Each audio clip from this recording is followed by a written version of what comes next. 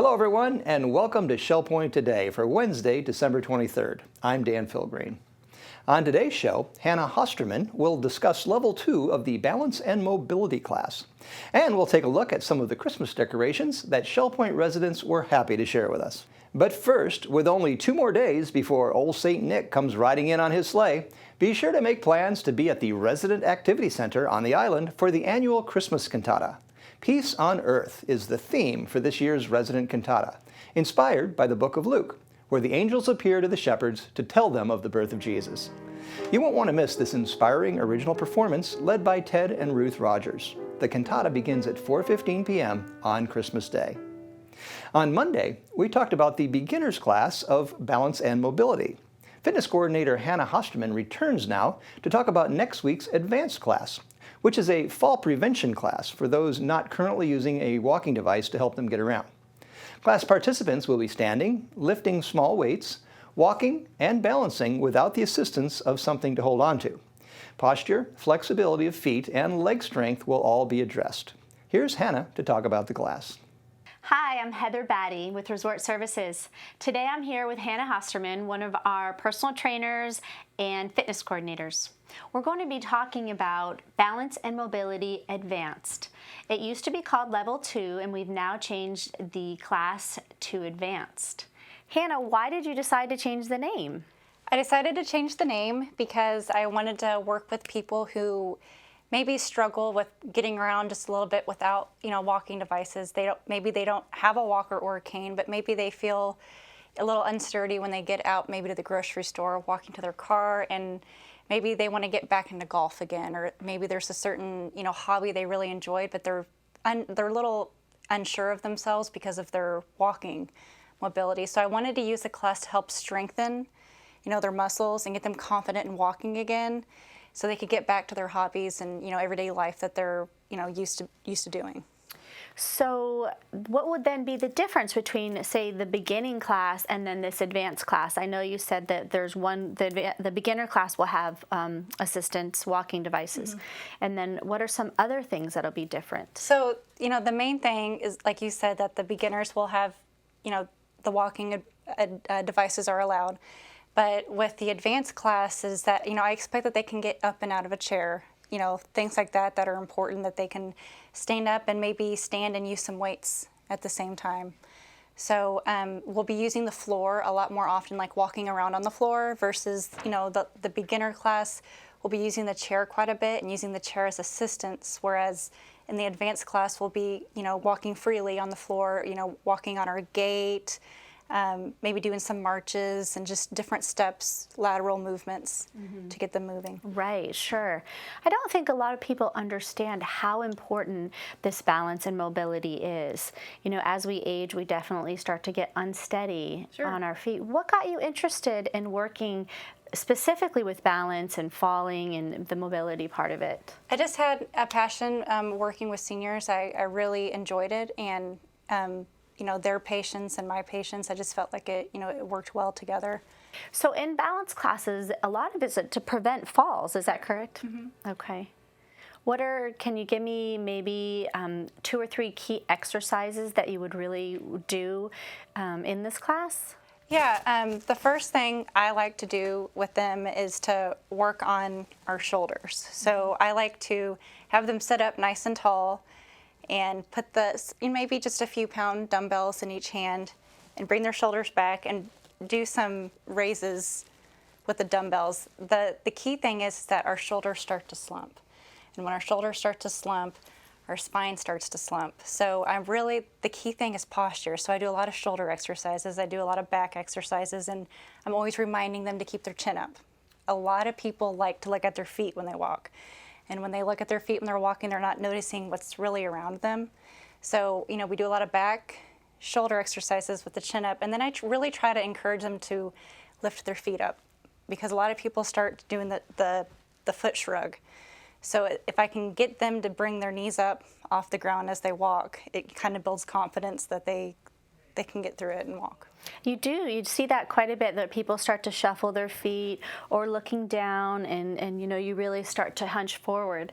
So if you find yourself doing some of these things, whether it's slumping forward, looking down, watching where your feet are going, make sure you sign up for Balance and Mobility Advanced. This is going to be Tuesdays and Thursdays starting October 1st, and the class starts at 2:45 at the Island Health Club.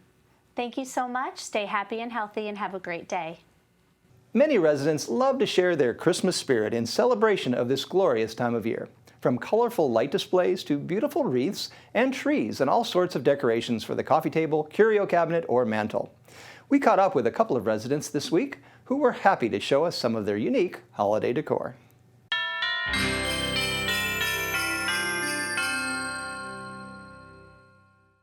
This is a manger scene that was made by General Electric. Ken, my husband, worked for them starting in the early 50s, so it's probably over 60 years old. And I have no idea, I guess because there were light bulbs in it, it was made by General Electric. So we had it in our home every year ever since. And I don't recall it ever being sold in stores or anything, so I guess maybe the employees were the only ones that had an opportunity to get one. This is just a silly little thing that a relative gave us quite a few years ago, but it's one of the things that always comes out.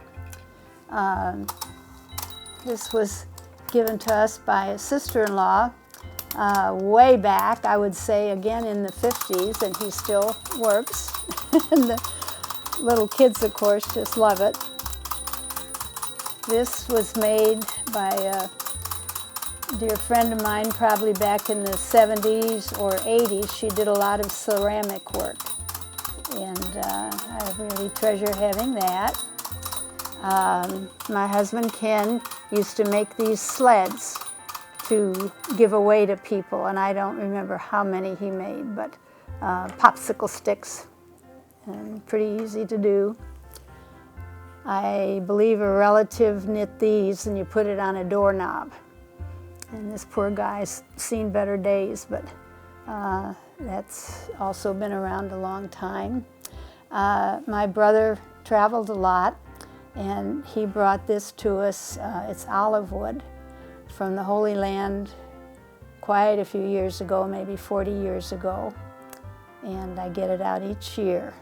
I used to make these to give as gifts in sets of 8, and you put a napkin in them if you're setting your table for a Christmas dinner. Why, you put those out. And the runner, I made probably a dozen of these many years ago for each relative on each side of the family. And there's a lot of stitches in here. And I love doing it. It was a lot of work. The same lady that made the ceramic angel made this basket for me. It was very nice to put the Christmas cards in. My husband Ken made this several years ago, and it does take up a lot of storage space. And this was one of my brother's beautiful things that he brought back from one of his travels. I'm thinking it came from Austria, but I'm not sure about that. But that goes on the dining room table. These are also from quite a while in the past, in their little place cards for a holiday dinner. And you write the name of the friend and on a little piece of paper and tuck it behind. And it makes a Christmas dinner table look very festive. The same friend that made my pretty Christmas angel out there made this tree many years ago for me, and it's been wherever we've been for most of our Christmases. And when it's in the dark, it really looks pretty. I usually bring the blind down and turn most of the lights out, and people walking by can see it. My daughter, who lives in Denver, brings me in November 25 packages, one for each day up till Christmas, and I open one a day. And this happened to be one of the packages I opened, so I think it's pretty cute. Thank you for coming, and Merry Christmas and Happy New Year. I appreciate you coming today. I'm Beth Watt. I live at the Arbor on the first floor. I've lived here for 6 months. This is my first Christmas. So it was a great opportunity to pull out my nativity set, which is comprised of children putting out a Christmas pageant. We have Charlie Brown, we have Schroeder, we have Lucy, we've got the whole gang. Even Pigpen has a job. He's in charge of the lambs. And the lamb is just Snoopy dressed up in a costume. Additionally, I didn't really make this wreath. I bought this wreath fully made at Target, but then I wrapped glitter ribbon around it and put in my hard hats. I have these construction workers from a Lego set, and they followed me every place I've lived, and they always have a place of honor. And there they are in my Christmas wreath, adding a little bit of blue. That's my Christmas display. These have been following me around for a long time too. This is just a styrofoam cone with pom-poms glued onto it. I'm a little compulsive. I'm a retired banker, so on the bottom I wrote 1970. I've had this for 45 years. And then a little newer, about 2 or 3 years later, I made this Santa Claus. There's no styrofoam foam. It's a rug hooking set. And the nose and the eyes came with him. These are actually my old glasses that fit Santa just fine. And he comes out every Christmas. This was a struggle. When I moved to the Arbor, I had to pare my possessions back, and I had him in a box to go to the thrift store where I hoped he would find a good home. And my daughter said, too many memories, he has to stay. So here he is. He has a place of honor in my corridor, and he gets a lot of attention. That's my Christmas display.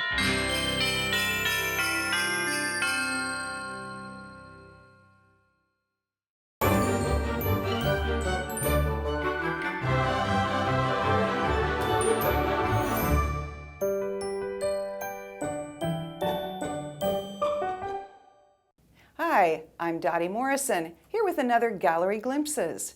We have a special gallery show for you during the Christmas holidays. We have 22 portraits of Shell Point neighbors and employees that I'm sure you're going to enjoy. These photos were taken by Shell Point Photo Club members. And I have one here with me today. Here's Fran Ippensen. Hi, Fran. Hi. Thanks for coming. So this show came out of a challenge that was given to Photo Club members last spring, and the challenge was to take a photo of someone here at Shell Point. So what went through your mind when you started thinking about what you would do? Well, I think the first thing was choosing someone who's very important to you. Right. And that happened to be my husband, John. Right. And he was available and willing, and so I took a portrait of him, and he took one of me. Nice. And I was interested in kind of the theme that you chose for John's portrait. Tell me about how you selected that. We wanted something that was kind of distinctive, and so we chose to take one outdoors in our courtyard in Royal Bonnet. And we chose a background that was a blank wall, so there wasn't any interference with the picture. Right. And there was a tree available right there that we chose to include in the portrait. And he had a hat that he'd purchased in Scotland and a shirt that he had worn in Scotland. And so we decided to outfit him as a Scottish gentleman. And I saw he had a pipe. Well, he doesn't smoke, so that was a prop. That was cute, though. Made a special thing. We thought that would add an extra touch to the picture. And so then when he went to take your portrait, well, he went to take mine, and since he had a hat on, he decided that I should also wear a hat. Okay. And so we took that picture in the same area that his was taken. Nice, nice. Okay, so that was just a fun part of taking this challenge. And now I would like to show you a few more of the 20 other photos that you're going to see if you come down to visit. Here we have a portrait of Mary Gomez taken by Photo Club member Bob, her husband. Here we have Linda Williams. Al Williams, her husband, took this photo here in our studio. This is a photo by Warren White of his friend Carl Schusey. David Singer took this of his wife, Meg Singer. This one was taken by Photo Club member Therese Van Groesbeck of Les Davidson. And here's one of Helen Pennington in her favorite place, the Orchid House, taken by Patty Waters. This is Rod McGeary, also taken here in our photo studio by Ann Erickson. Tree Sven Grossbeck, taken by Photo Club member Les Davidson. Photo Club member Phyllis Ingalls caught her husband Jerry napping for this photo. And this last one is rather special. Sylvia Sear was surprised when I told her we had a photo of her taken by her late husband, Harold. Harold was a longtime member of the Photo Club, and she was very excited to know that a photo that he took of her last spring would be part of our show. So there's more here to see. Come by any Tuesday or Thursday from 10 to noon during the holidays and enjoy our show. This will be up until January 6th, so we hope to see you here.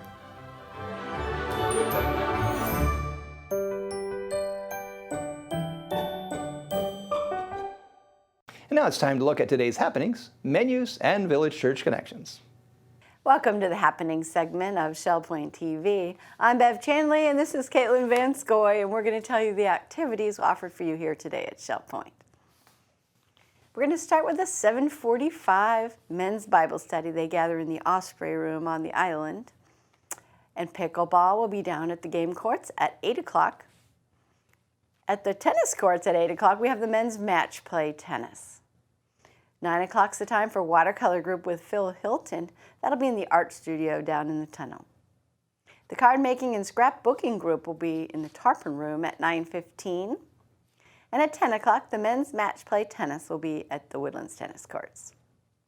The Model Yacht Sailing Club will be at the Woodland Commons Lake at 10:15.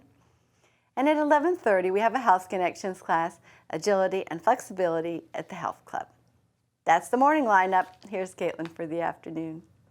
Thank you, Bev. We start our afternoon off at 12:45 with the Health Connections class, Advanced Senior Strength, in the Health Club on the island. That one is currently closed. We move to 1 o'clock for chess. That's available in the library lounge.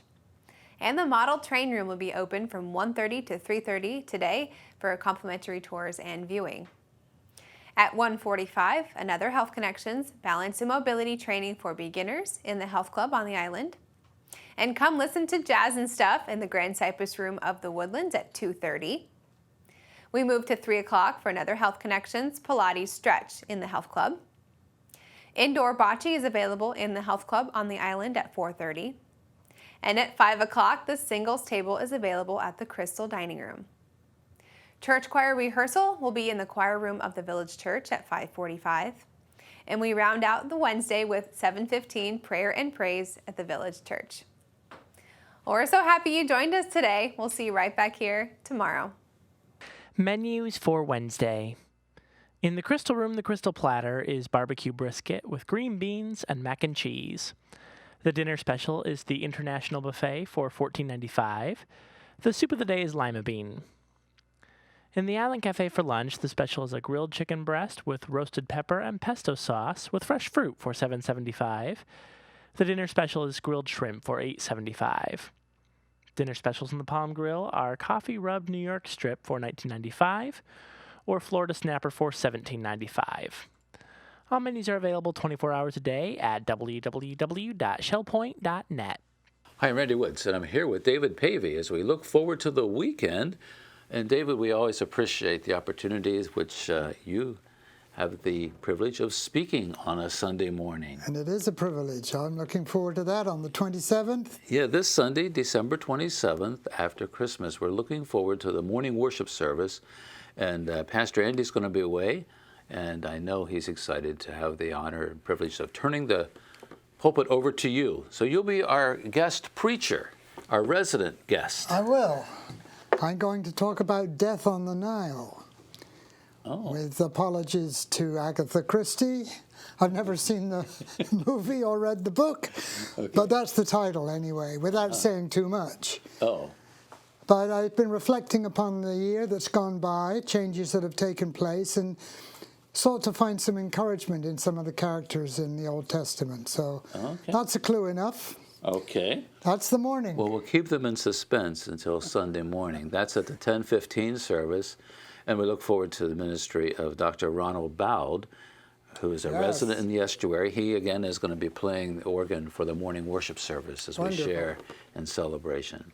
And then a special program is planned on Sunday night. This is rather unique. There's a video that I have seen, but this is something that you specifically are excited about sharing with the community. Well, as I was wondering what to share with my friends at the Alpha reunion a couple of months ago now, I came across this video of Nicky Gumbel, who is one of the leading lights in Alpha, interviewing the new Archbishop of Canterbury, who's an evangelical Christian believer, but has a remarkable story.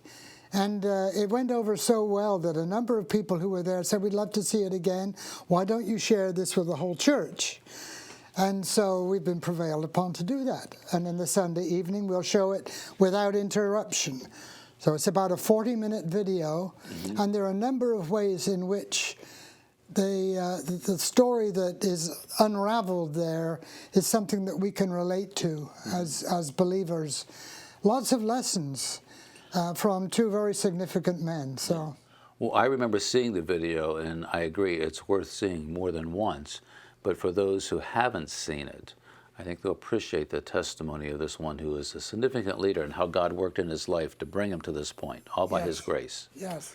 Nothing that he was striving to do, but just in his faithfulness year after year, experience after experience has led him to this point. Exactly. So again, we'll leave people in suspense so they can come and enjoy the video. Well, that's Sunday evening at 6:15. It's going to be another wonderful day as we gather at the Village Church. I trust you'll join us as we celebrate God's goodness together. Thanks for joining us for today's program. On tomorrow's show, you'll get a preview of the Christmas Day cantata coming up. And we'll give you a night tour of all the Christmas lights here on the property. Until then, this has been Shell Point Today for Wednesday, December 23rd. I'm Dan Philgreen, and on behalf of all of us here at the SBTV studios, we'd like to wish you a wonderful rest of your day, and we'll see you back here tomorrow.